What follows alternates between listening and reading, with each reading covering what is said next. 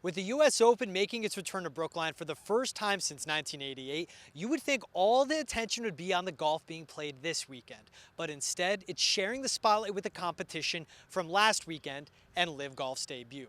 See, as the stars from that upstart tour, like Dustin Johnson, Phil Mickelson, and Bryson DeChambeau, are playing in their first major since defecting from the PGA. But the questions weren't for them. Instead, for Rory McIlroy, who's a PGA Tour's most outspoken supporter and the face now of this ongoing battle.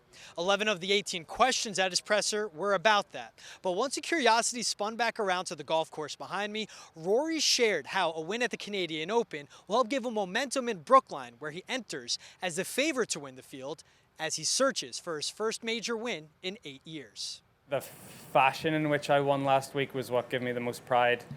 Got a lead early in the back nine, lost that lead, was tied with 2 holes to go, and then I showed some really good resilience and birdied the last 2 holes to get the job done. So I think that, I feel everything's, it's certainly trending in the right direction, and happy with where the game's at.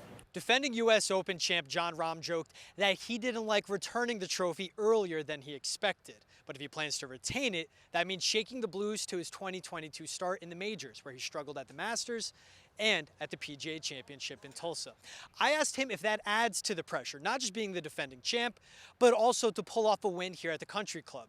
And his response was simple: just focus on his golf game.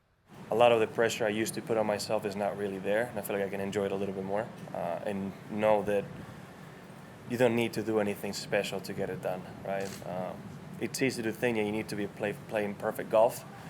And I remember watching my highlights of Sunday last year, and I thought I played one of the best rounds of my life, and I kept thinking, I cannot believe how many fairway bunkers I hit that day, how many greens I missed, and how many putts I missed. But, it's golf. And that's how it is. So you truly don't have to play perfect, and that's I think the best lesson I can take from that. The last person to win back-to-back U.S. Opens was Brooks Koepka in 2017 and then again in 2018. But he's had his struggles in 2022 as well, missing the cut at the Masters, then finishing 55th at the PGA Championship. When asked if he's at 100% this weekend, his answer was simple, saying he's fine. But he looks forward to a tournament like this, where he's finished in the top 25 7 out of his 8 entries because of the fight that this field brings. Like I said, I love it, man. It's a tough test. I don't like these 25 under, where you got to shoot 60 every round just to compete. I like it when it's a battle.